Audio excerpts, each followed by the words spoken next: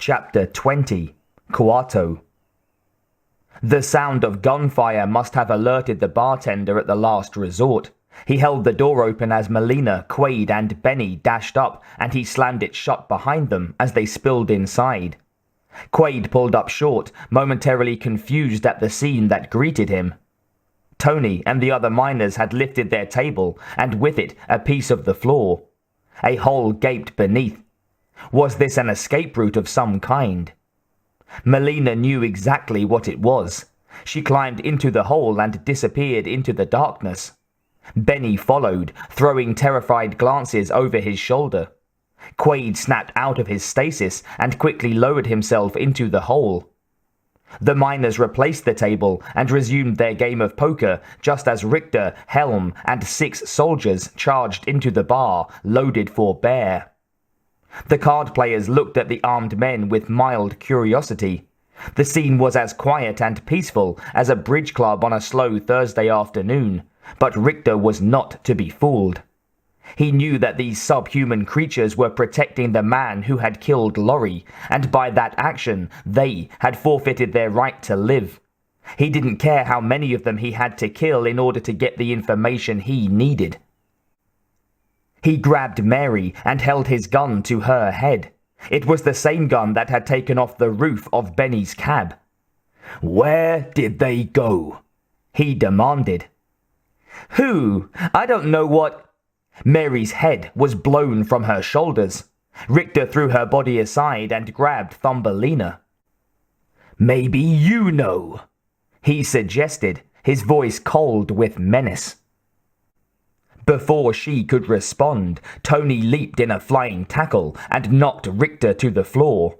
As Helm ran forward to take aim at Tony, Thumbelina reached up, gutting him from crotch to sternum with a bowie knife. It was like setting a match to a keg of powder. The rest of the miners exploded into action, attacking the soldiers with fists, knives, guns, bottles, and beer mugs. By the time Richter struggled free of Tony's grip, he saw that half of his men had been wiped out. He dived through the window, guns firing after him. A large number of soldiers had assembled at the sound of the gunfire, and they covered his retreat with a hail of bullets. Scuttling behind a barricade of car wrecks and overflowing dumpsters, Richter made it to where a military vehicle had pulled up to disgorge more soldiers. Bullets whizzed by his ears as he dodged, feinted, and rolled his way towards the truck. It had a rocket launcher. Richter's eyes gleamed. That would do the trick. "You! Over here!" he commanded. He directed the launcher setup and was about to give the order to fire when a soldier handed him a field video phone. "Cohagen," the soldier said. Richter gnashed his teeth as he took the call. "Sir," he began, but Cohagen interrupted him. "Stop fighting and pull out." No, no, no. This couldn't be happening. "They're protecting Quaid," Richter protested, his voice cracking with anger and astonishment. "Perfect," said Cohagen. "Get out of Sector G, now!" Before Richter could respond, Cohagen added, "Don't think, do it!" Richter saw the look in Cohagen's eye and choked back a retort. Cohagen had something up his sleeve. Richter didn't know what it was, but he knew it would be worse than anything the rocket launcher could propel. He followed orders.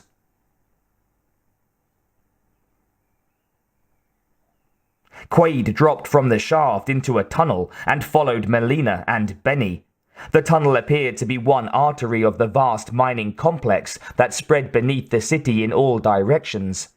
His suspicion was confirmed as he ran past miners chipping away at the rock walls with drill hammers. The miners ignored him. They seemed to be used to such sights. The tunnel branched off into several others at an intersection on the far side of Venusville. Melina paused there for a brief moment to catch her breath, and almost stopped breathing altogether when a mechanical shudder shook the ground beneath her feet. "My God!" she said, aghast. "The emergency pressure doors! They're sealing us off from the rest of the city." No sooner had she spoken than "Skr-chang!" A featureless metal door descended from the ceiling, closing the entrance to one of the tunnels in front of them. They rushed to the next one. Too late. Only one tunnel remained open. With the speed of desperation, they crouched, rolled, and dived under the last door just before it slammed into place. They'd made it.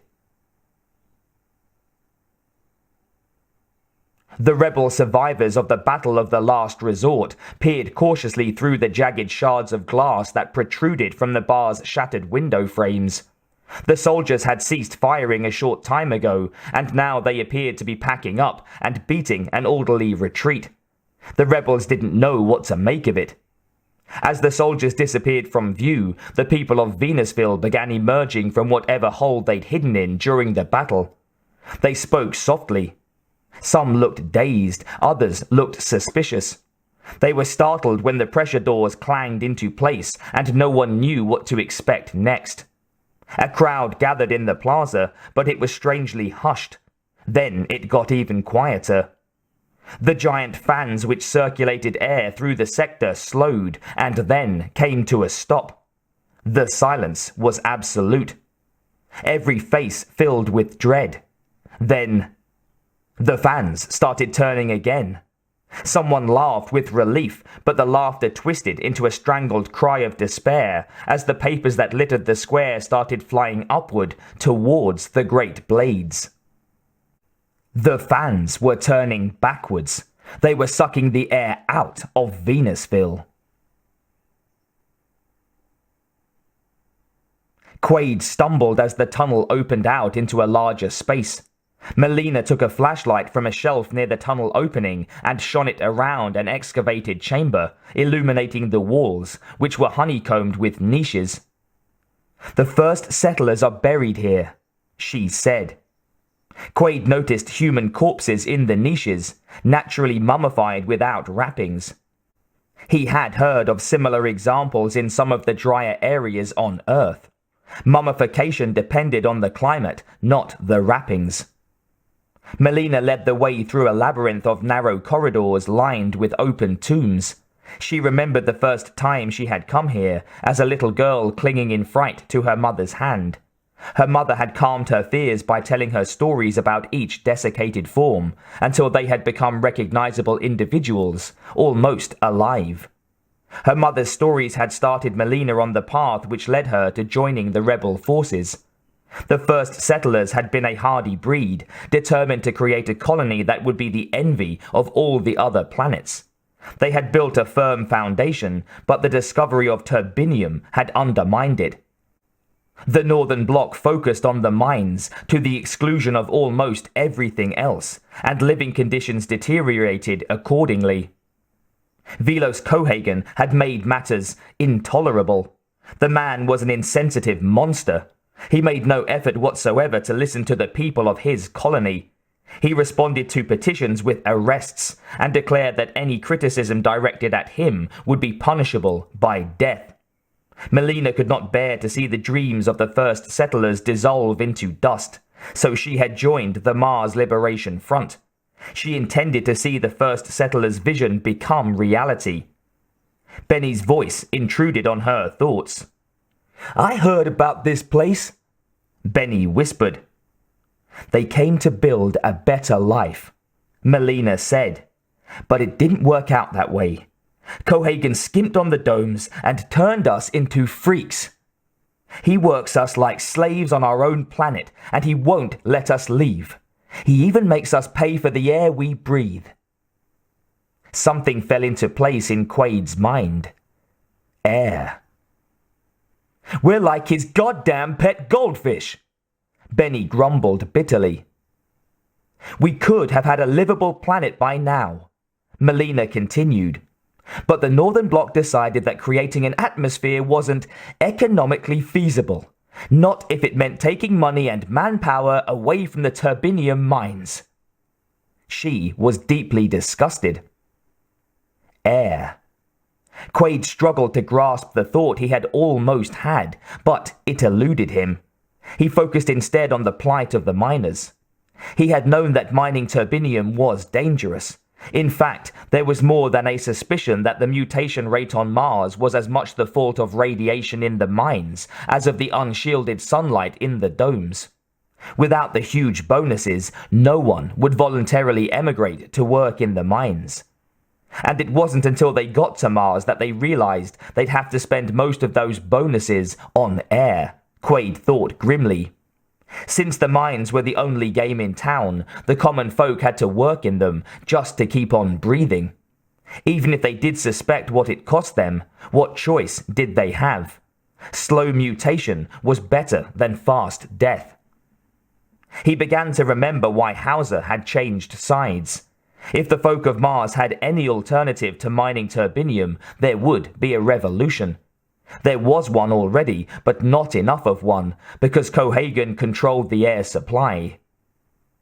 And nobody down on Earth gives a damn, Melina continued. As long as the turbinium keeps flowing, as long as the Northern Bloc can maintain military superiority on Earth, nobody's going to upset Cohagen's comfortable little apple cart. She stopped and turned to Quaid with hope in her eyes. But maybe you can change all that. He looked away, embarrassed. If only he could unbury those memories, whatever it was that he was supposed to know that would change everything. But the chains on his mind remained firm. "I'll do what I can," he said gruffly. They walked on through the catacombs, Quaid beside Melina, Benny lagging behind. "It's something you know," Melina said. "Kuato's going to make you remember a few things." "Like what?" "All sorts of things." She hesitated, and when she continued, her voice was husky with emotion. "Maybe you'll even remember that you love me." Quaid couldn't bear to hear the sorrow in her voice. He grabbed her arm and turned her to face him. He had to convince her what was in his heart was real, that the false memories in his head didn't matter. "Melina, listen to me," he said. "I don't need Kuato for that. I dreamed about you every night back on Earth. They blotted out everything else, but they couldn't destroy my feelings for you. When I slept, I saw you, and I wanted you every night. The memory of our life together may be gone, but the feelings remain. It just wouldn't let go, till I couldn't go on with my life." Melina gazed into his eyes, and he saw belief forming. "Then you really—" "Forever." He leaned closer, but before their lips could meet, Benny let out a yelp of alarm. The corpses around them were moving. A whole section of the catacomb wall slid away like a door. Behind it stood 7 armed men. Quaid tensed, but Melina put a hand on his arm, calming him. "It's okay," she said. "They're with us." One of the rebels stepped forward and gestured towards Benny with the barrel of his gun. "Who's that?" he asked. "He helped us escape," replied Melina. "Hey, don't worry about me, man," said Benny. "I'm on your side." Benny put his left hand on his right hand and pulled. There was a click, then the right hand came off, as if it were the appendage of a marionette. It was artificial. Underneath was a deformed nub with a few vestigial fingers. Quaid felt slightly sickened by the sight, but the others looked on with mute sympathy. Then the cabbie stretched out his arm and clenched his fist. There was something odd about the shape of the arm, and Quaid's stomach lurched as he saw something squirm under the sleeve. The cabbie pushed the sleeve up, and a second forearm unhinged from the first, a grotesque limb with long, bony, webbed fingers, which slowly curled and uncurled. Even the rebels recoiled at the sight, but it served its purpose. They were convinced that Benny was one of them. "Follow me," the rebel said. They followed the armed men through a narrow tunnel to a large excavated chamber where other resistance fighters camped in small groups. Weapons and ammunition were stacked around the room, and a few men were poring over maps on a table at the far end. The rest were eating, playing cards, cleaning weapons, reading, and sleeping. But there was little talk and no laughter. The mood was very dark. Quaid lost some respect for the rebels. They were an organized force, without doubt, but he was learning entirely too much about them. A spy could make a fairly accurate report of their numbers and nature, if brought here through this way. The sensible procedure would have been to drug him unconscious, bring him here, then kill him if he turned out to be a spy. The rebel in the lead turned to Benny. "Wait here," he ordered, and then to Melina and Quaid. "Come with me." He escorted them to the table at the far end of the room. Now Quaid could see that there was a videophone among the maps and charts that littered the table. He could also see that the man seated at the table, the man who was obviously in command, was George, the affable miner from the last resort. He spoke urgently into the videophone, and there was authority in his tone. "Then ram down the pressure seals," he said. "We can't," said a voice, and Quaid stiffened when he heard it. It belonged to Tony, the hothead who had been with Melina at the bar. Peering over George's shoulder, Quaid saw that the miner was in no shape to fight anyone now. He appeared to be breathing with difficulty, and Quaid could see others in the background, lying on the floor of the bar or draped over tables, gasping for air. "Cohagen depressurized the tunnels," Tony continued, "and they're rigged to blow up." George glanced over his shoulder at Melina and then looked back to the video screen. "Okay, sit tight. Melina just got here with Quaid." "I hope it was worth it," Tony said. George ended the transmission and paused for a moment, looking grim. He turned to face Melina, and a faint smile passed over his lips. "Glad you made it," he said. "You don't look so glad," Melina replied. George rose from his chair, and the grim look returned. "Cohagen sealed off Venusville." "We know," said Melina. "We almost got caught ourselves. What you don't know is that he's pumping out the air." Melina's hand flew to her mouth. She had known Cohagen was ruthless, but she hadn't known how ruthless until now. George looked at Quaid. "You must know something pretty important, Quaid. He wants you." Quaid was appalled. "If we don't hand you over, everybody'll be dead by morning." George led them to a fortified door. He punched in a series of numbers. The lock clicked. "What are we going to do?" asked Melina. "That's up to Kuato," George said. He beckoned to Quaid. "Come on." Would Kuato be able to unblock his memory? Since Quaid himself didn't know what he was supposed to know, he doubted that anyone else could tell just by looking at him. Maybe they intended to drug him and question him. That was unlikely to work either. He still couldn't remember the recall experience clearly, but believed that they had encountered severe problems with his prior memory conditioning. It would be no different here. Quaid glanced at Melina before following George. She held up her hand in a small gesture of farewell, and for a moment looked precisely as she had in his dream. He wanted to go to her, to hold her to him, and never let her go. But he wanted his memory, needed it even more. Not only for their sake, but also for the sake of those who lay dying in Venusville.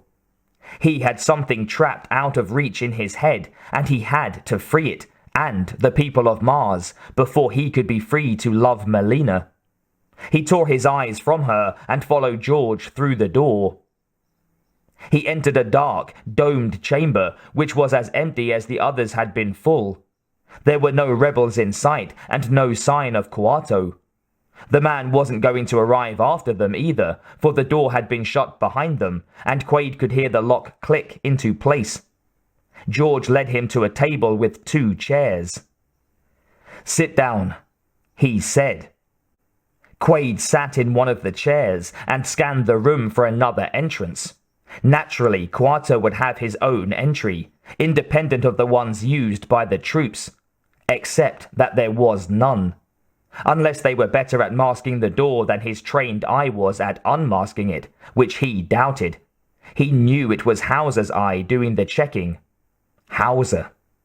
Something clicked. Melina had known him as Hauser, not as Quaid. Yet, in the dream memory, she had called him Doug. How could that be? The answer was so obvious it made him smile. They hadn't changed his first name, just his last. Douglas Hauser had become Douglas Quaid. He remembered now, or he thought he did. Unfortunately, it wasn't a significant memory. His thoughts returned to the present. "Where's Quarto?" he asked. "On his way," George replied shortly. He seemed to mull something over before speaking again. "You heard the rumors about alien artifacts?" Quaid nodded. "They're true. Cohagen found something in the pyramid mine, and it's got him scared shitless." Which explained why the pyramid mine had been closed down. Quaid felt the flutter of memory. There was something buried deeper in his mind than the turbinium was in the frozen Martian ground, but he could not dig it up. "What was it?" "You tell me," George said. "A year ago, you fell for Melina and you said you wanted to help us. So we said, great, you're on our side now, then tell us what's in the mine. You went away to find out, and that was the last we heard of you." "My dream!" Quaid exclaimed. "My memory! I went there with Melina and fell into the pit." George unbuttoned his jacket and threw it on the back of the other chair. "We didn't know whether you died in the fall or got captured," he continued. "Or maybe you were just jerking us around. But if that was the case, why is Cohagen so desperate to get you back now?" George shook his head. "No. Cohagen's big secret is locked away in that black hole you call a brain. And we need to know what it is." There was no question about that, Quaid agreed. Obviously, he hadn't died in the fall and had been captured. But how long had he been free in that alien complex before they caught him? What had he learned? Because he knew he had learned something amazing, something bigger than any of them had imagined. A whole chapter of his life was missing, and he wanted it back. George sat down across from Quaid, close. "Now, my brother, Quarto is a mutant. Please don't show revulsion." "Of course not," Quaid agreed, bracing himself. So the man had 3 arms, or teeth in his ears. What counted was what he could do. George unbuttoned his shirt. There was something odd about his chest, Quaid realized. It had looked pretty solid, as if the man were perpetually thrusting it out, a braggadocio. Now this was revealed as a front, a plastic form. A man's version of falsies. It must be rough when someone punched him there. Rough on the man's fist. Then George removed the shaped plastic, revealing... Quaid stopped his jaw from dropping only with an effort. A small, second head was growing from the man's chest. Wrinkled and hairy, the head was a cross between a fetus and an old man. Its eyes were closed in sleep. Evidently, it was only partially formed, like Benny's claw hand. Mutations were seldom beneficial. Most of them were negative, being not only grotesque, but useless. Yet some were otherwise. George turned to Quaid and held out his hands. "Take my hands," he said, then noting Quaid's hesitation. "Go on." Quaid reluctantly held George's hands. He was trying not to be finicky, but the notion of being close to the mutant repelled him. So did the notion of holding hands with a man. "I'll leave you with Quato," George said. He closed his eyes and seemed to fall asleep. Simultaneously, the Quato head twitched, yawned, and woke. One of his eyes was abnormally large. Quato stared intently at Quaid, opened his toothless little mouth, and spoke. "What do you want, Mr. Quaid?" "Same as you," Quaid said as evenly as he could manage. "To remember." "But why?" Quaid was puzzled. If Quato knew his name, why didn't he know his mission too? "To know who I am." "You are what you do," Quato said. He paused, letting that sink in. Unfortunately, most of what Quaid had been doing recently was searching for his memory and trying to survive. "A man is defined by his actions, Mr. Quaid," Quato continued, "not by his memories." He stared at Quaid, who had difficulty returning that uneven gaze. One eye was so big, the other so small. "Now, open your thoughts to my presence." Quaid couldn't help staring at Quato's large eye. It was hypnotic. He found himself falling into a trance. "Open," Quato said. Quaid seemed to fall towards that huge eye. He saw himself reflected in the pupil. It was as if he was zooming in on his own image, on his own reflected head, his eye, his pupil, in which he saw the reflection of